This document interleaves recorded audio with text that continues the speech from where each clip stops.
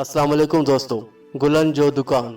एक माण्हूअ गुलन जो दुकान खोलियो ऐं ॿाहिरि तख़्तीअ ते लिखरायई त हिते ख़ुशबूदार गुल विकिरो कया वञनि था। उहा दुकान तेज़ीअ सां मशहूरु थियण लॻी ऐं रोज़ानी उते माण्हुनि जो हुजूम वधण लॻो ऐं ॾिसंदे ई ॾिसंदे उन दुकानदार जी रोज़ाना जी सेल सवनि खां हज़ारनि ते पहुची वई ऐं उहो दुकानदार ख़ुशो खुरम पंहिंजी तरक़ी खे इंजॉय करण लॻो। हिकु ॾींहुं उन दुकानदार वटि हिकु शख़्स आयो ऐं चयाईंसि त हिन तख़्तीअ ते लिखियल जुमिले में हिते जो लफ़्ज़ अजायो आहे। ज़ाहिर आहे त माण्हू गुल ख़रीदण जे लाइ हिते ई अची रहिया आहिनि त उन जुमिले में हिते लिखणु फज़ूल आहे। सो अवां उन जुमिले मां हिते जो लफ़्ज़ ख़तमु करे छॾियो। सो दुकानदार उन जी ॻाल्हि खे जल्दी सां मञंदे उन तख़्तीअ तां हिते जो लफ़्ज़ हटाए छॾियो। हाणे उन तख़्तीअ ते रुगो इहो ई लिखियलु रहियो त ख़ुशबूदार गुल विकिरो कया वञनि था। कुझु ॾींहं खां पोइ उन दुकानदार वटि हिकु ॿियो शख़्स आयो जंहिं कुझु गुल ख़रीदिया ऐं दुकानदार खे सजेशन ॾींदे चयाईं त अव्हां जी दुकान जी तख़्ती तमामु ख़ूबसूरत आहे, पर उन ते लिखियल जुमिले में जेकॾहिं विकिरो कया वञनि था खे हटायो वञे ऐं सिर्फ़ु ख़ुशबूदार गुल लिखियो वञे त उहो वधीक बहितरु रहंदो। छो त ज़ाहिर आहे हिन दुकान ते गुल ई विकिरो थी रहिया आहिनि त लिखण जी कहिड़ी ज़रूरत आहे। दुकानदार उन शख़्स खां बि जल्दी असर वठंदे तख़्ती मटाए छॾी जंहिं ते लिखियलु हुयो ख़ुशबूदार गुल। कुझु ॾींहं गुज़रिया त हिकु ॿियो शख़्स उन दुकानदार सां मिलियो ऐं चयाईंसि त दादा अव्हां जो छा ख़्यालु आहे, जिन में ख़ुशबू न आहे उन्हनि खे माण्हू गुल ई नथा सम्झनि त अव्हां उन ते सिर्फ़ु गुल लिखो ऐं ख़ुशबूदार जो लफ़्ज़ ख़तमु करे छॾियो। उन दुकानदार उन माण्हूअ जी सलाह जो एतिराम कंदे ख़ुशबूदार जे लफ़्ज़ खे बि हटाए छॾियो। उन तख़्तीअ ते सिर्फ़ु इहो ई लिखियलु रहियो गुल। कुझु ॾींहं खां पोइ उन दुकान ते हिकु ॿियो शख़्स आयो ऐं दुकानदार खे चयाईं त अव्हां खे छा थियो आहे। दुकान जे ॿाहिरि तख़्ती ते लिखियलु आहे गुल जेके नज़र बि अची रहिया आहिनि ऐं तव्हांजी सेल बि माशाअल्लाह काफ़ी आहे।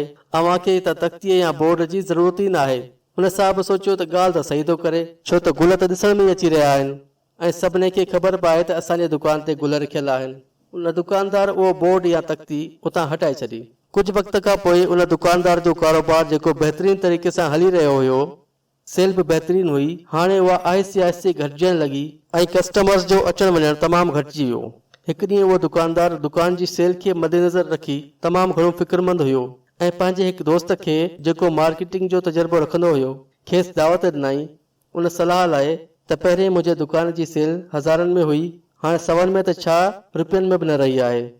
उन साहब जवाबु ॾिनो उन जी वजह त साफ़ ज़ाहिर आहे, तुंहिंजे दुकान अॻियां को बि बोर्ड ई न आहे ऐं जॾहिं बोर्ड या तख़्ती न हूंदी त माण्हुनि खे कीअं ख़बर पवंदी त अव्हां जी दुकान कहिड़ी शइ जी आहे या हिते छा थो विकामजे। उन साहब जा ॿई हथ मथे ते अची विया ऐं जल्दी सां पंहिंजो पहिरियों बोर्ड दुकान ॿाहिरियां लॻाराई जंहिं ते लिखियलु हुयो हिते ख़ुशबूदार गुल विकिरो कया वञनि था। दोस्तो, असीं कॾहिं कॾहिं ॿियनि जी ॻाल्हियुनि खां तमामु जल्द असर अंदाज़ थींदा आहियूं। यादि रखो त जॾहिं बि असां कंहिं शइ जो जल्द असर वठंदा आहियूं उहे घणी देरि ताईं असर अंदाज़ न हूंदियूं आहिनि। कॾहिं कॾहिं असांखे सलाह ॾियण वारो शख़्स उन फील्ड में तजुर्बो न रखंदो आहे त कॾहिं जेको असांखे सलाह ॾींदो आहे उन जो उन वक़्तु मूड सही न हूंदो आहे त कॾहिं वरी सलाह ॾींदड़ जो उन ॾींहं या ज़िंदगीअ जो तजुर्बो कुझु सुठो न हूंदो आहे त असां जल्दी सां जेकॾहिं माण्हुनि जे सलाहुनि ते अमल करणु शुरू करे ॾियूं त असांजी पंहिंजी नुक़्ते नज़र या पंहिंजे ज़ाती तजुर्बे मां फ़ाइदो कोन वठी सघंदासूं।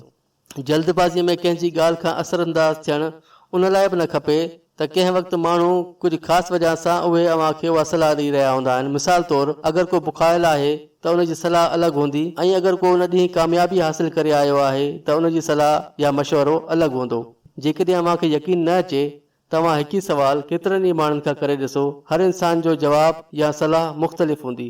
असांखे कंहिंसां बि सलाह कंदे, सलाह ॿुधंदे, सलाह मञींदे या अमल कंदे तमामु घणो एहतियात करणु घुरिजे।